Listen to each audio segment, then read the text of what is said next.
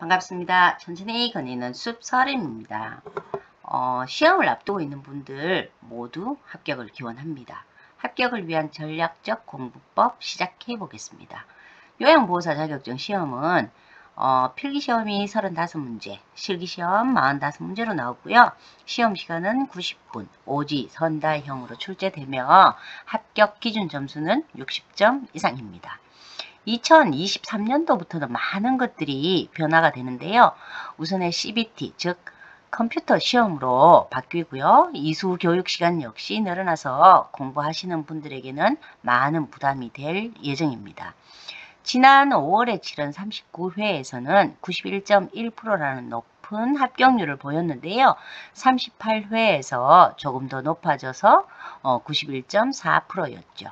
역대 합격률은 86.3%, 그리고 최근 10회 시험 합격률은 평균 89.5%로 비교적 높지만 지난 시험 합격률을 보면 2010년 8월 14일에 실시되었던 제1회 시험에서 98.7%라는 아주 높은 합격률을 보였습니다.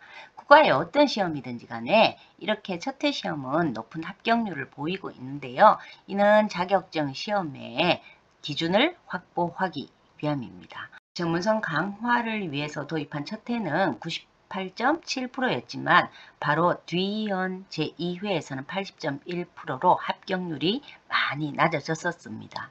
요양보호사 자격증은 2008년도부터 자격증 제도가 도입되면서 발급이 되었는데요. 처음에는 무시험 제도였기 때문에 일정 시간 이수만 하면 자격증을 발급을 했었습니다. 그래서 한글을 모르시는 분들도 합격에 연관을 안았었죠. 하지만 2011년 4월부터 이수제에서 시험제로 바뀌면서 지금의 선생님들처럼 시험 준비를 위해 많은 노력들을 해야 했었죠. 그래서 제4회 시험에서는 74.4%로 비교적 낮은 합격률을 보였고요. 제5회에서는 난이도를 조금 낮춰 합격률은 높였으나 다시 6회에선 75.6%로 최저의 또 합격률을 보이기도 했습니다. 하지만 이 해에는 만점도 나왔었고요. 그리고 84세의 최고령 합격자와 함께 15세의 최연소 합격자도 함께 나온 해였습니다. 다시 표를 살펴보면요.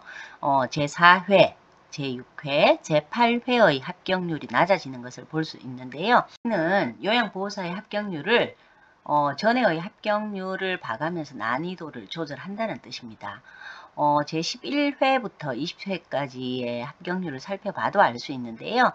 2014년 7월에 치러진 제13회 시험에서는 65.7%라는 합격률로 이제까지의 시험에서 가장 낮은 합격률을 나타낸 적이 있습니다. 이렇듯 요양보호사 시험은 마냥 합격률이 높다고 생각하지 않아야 하는데요. 제13회에 이어서 제20회 시험 역시 73.6%로 그다지 높지 않았고요. 2017년 9월에 치러진 제23회 시험은 79.5%였고 연 4회로 변경되기 전인 제28회 시험에선 81.8%, 그리고 드디어 연 4회 시험으로 변경된 뒤 첫 시험이었던 제30회 시험은 86.6%로 합격률이 비교적 높았으나 코로나19로 31회 시험이 없어지고 대신 8월과 10월에 실시되었던 제32회 중 두 번째였던 시험은 83.1%로 다시 합격률이 낮아졌습니다. 이처럼 시험은 합격률을 봐가면서 난이도를 조절한다는 것을 알 수 있는데요. 제36회부터 지난 5월에 치러진 39회까지는 아주 높은 합격률을 보여서 40회는 아직 발표가 안 났기 때문에 다가올 41회 시험 역시 난이도가 다소 높아질 것으로 조심스럽게 예상을 해봅니다. 이는 시험 전략을 조금 변경해야 한다는 뜻인데요. 지난 합격률에서 보았듯이 난이도의 조절이 처음엔 한 회 건너 한 회씩 조정을 하다가 조금 지나서는 2, 3회 건너 한 회씩 난이도를 높였고요. 이후부터는 4, 5회씩 쉽게 출제를 하다가 다시 한 회는 조금 난이도를 높이는 양상을 나타내고 있음을 알 수 있었습니다. 그러므로 11월에 치르게 될 시험은 난이도가 다소 높아질 것으로 예상하시고 준비할 필요가 있는데요. 그래서 열심히 공부하고 계시는 선생님들은 전략적인 공부가 필요할 것 같습니다. 우선 요양보호 개론의 기출문제를 분석해 보면요. 요양보호 관련 제도 및 서비스에서 27회에서는 4문제로 출제 비중이 높은 분야였고요. 29회에서는 노인장기요양보험제도, 그리고 30회에서는 요양보호 업무, 32회에서는 노인장기요양보험제도와 요양보호사의 지급윤리에서 비교적 많은 문제가 출제되었으므로 요양보호 개론에서는 요양보호 관련 제도 및 서비스의 노인장기요양보험제도, 요양보호 업무를 위주로 공부를 하시고요. 시간이 남는다면 요양보호 서비스 유형별 대처 사례 모음과 요양보호사의 직업윤리 정도를 공부하시는 것이 합격 전략에 도움이 되겠습니다. 그리고 요양보호 관련 기초 지식에서는요.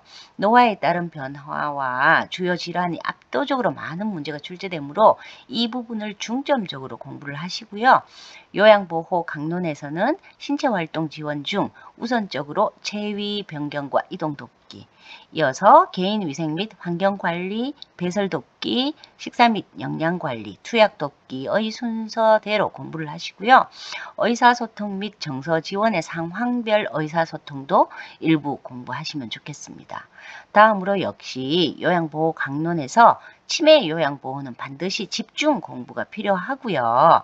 치매 요양보호에서는 치매 대상자의 문제 행동 대처, 그리고 응급상황 대처에서는 응급처치를 공부하실 필요가 있습니다. 마지막으로 시험 일정을 보면 다음과 같은데요. 우선 시험은 오전과 오후로 나뉘어지고요. 시험 시간은 오전 10시와 오후 2시 30분. 오전과 오후 시험 문제는 다르게 출제되기 때문에 오전에 시험을 치르고 나오신 동료들의 시험지를 보기 위해서 시간을 빼앗기지 마시고 시험 전략에 따른 내용을 조금이라도 공부하시는 것이 도움이 되겠습니다. 입실 시간은 8시 20분과 1시부터 가능한데요. 반드시 시험 시작 30분 전에 입시를 하셔야 하고요. 코로나 이후 필기와 실기시험 도중에 쉬는 시간 없이 90분 연속으로 이어진다는 점 반드시 파악하셔서 시험 전에 너무 많은 음식이나 물을 마셔서 화장실을 이용할 상황을 만들지 않는 것이 무엇보다도 중요하겠습니다. 시험 시간 동안에는 화장실 이용이 불가하니 꼭 시험 전에 화장실을 다녀오시고요. 무사히 시험을 치르셔서 공부한 것이 헛되지 않게 모두 합격하시길 바라겠습니다. 이상 천천히 거니는 숲 서림이었습니다. 감사합니다.